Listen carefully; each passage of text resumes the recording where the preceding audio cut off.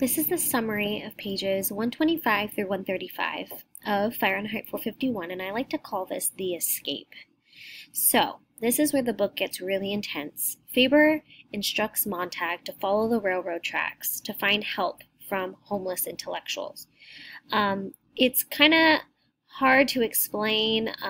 Faber isn't very detailed as to who Montag's going to find along the way out of the city, but because there were many people that loved books back in the day and didn't fully accept this society, the society that Montag lives, their expectations on not reading, they escaped and left and still held the value of books. So those people are out there. Basically, Faber says, just follow the railroad tracks and you will meet those people.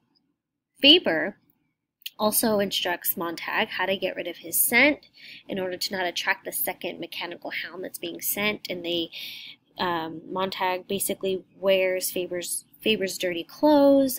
They put alcohol or whiskey on the suitcase to try to hide the scent.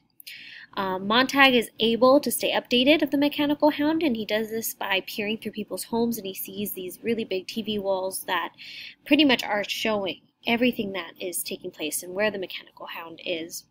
There's a moment where the mechanical hound finds Faber's home and is debating whether to go in or not, but gratefully, the mechanical hound decides to leave Faber's home and track Montag.